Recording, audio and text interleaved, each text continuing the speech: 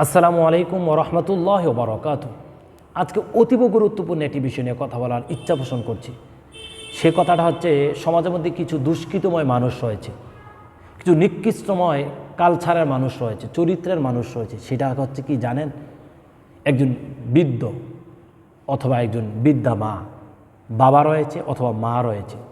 বাবার অজান্তে অথবা মায়ের অজান্তে একজন বাবার অথবা একজন মায়ের চারজন সন্তান রয়েছে। চারজন সন্তান থেকে একজন সন্তান বাবার অজান্তে বাবার থেকে সম্পদ লিখে নিল। এটা ইসলাম কতটুকু বৈধতা দিয়েছে? আমার দৃষ্টিতে এবং ইসলামের দৃষ্টিতে সবচেয়ে জঘন্য এবং নিকৃষ্টময় কাজ। আপনি আপনার ভাইদের হক নষ্ট করেছেন, আপনি আপনার বোনদের হক নষ্ট করেছেন।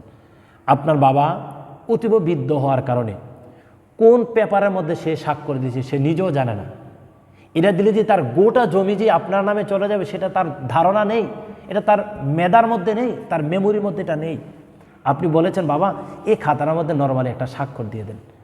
আপনার বাবা তো অবুঝ, ওইভাবে বুঝমান নয়।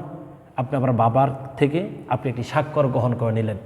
দিন শেষে দেখা যায় আপনার বাবা যখন মারা গিয়েছেন অথবা আপনার বাবা যখন অসুস্থতার কারণে জীবনে একেবারে ধার প্রান্তে চলে এসেছেন, তখন আপনি বলেন আমার বাবা আমাকে এই সম্পদগুলো দিয়েছেন। আপনার বাবাকে জিজ্ঞাসা করার পরে বলছেন না, আমি তো আমার সন্তানকে এই সম্পদগুলো দিই নাই। ইসলামের দৃষ্টিতে সবচেয়ে জঘন্যময় কাজ, সবচেয়ে নিকৃষ্টময় কাজ, সবচেয়ে ঘৃণিতময় কাজ। এটা প্রতারণার সর্বোচ্চময় অবস্থান আপনি পরিচালনা করেছেন। রাসূল আরবি সাল্লাল্লাহু আলাইহি ওয়াসাল্লাম বলছেন, মান গাশশা ফালাইসা মিন্না। যে ব্যক্তি প্রতারণা করে সে ব্যক্তি আমার উম্মত নহে। আপনি আপনার ভাইদের হক মেরেছেন, আপনি আপনার বোনদের হক মেরেছেন, আপনি আপনার বাবার সাথে প্রতারণা করেছেন, আপনি আমার মায়ের সাথে প্রতারণা করেছেন। আপনার যে জঘন্য মানুষ, নিকৃষ্ট মানুষ আর একটা হতে পারে না। আমাদের সমাজে যে সমস্ত দুষ্কৃতময় মানুষ রয়েছেন, জঘন্যময় মানুষ রয়েছেন, এই ঘৃণিতময় কাজ থেকে ফিরে আসতে হবে। যদি ফিরে না আসেন, কিয়ামতের ময়দানে আল্লাহ তাআলার কান করে অবশ্যই আপনাকে দাঁড়াতে হবে।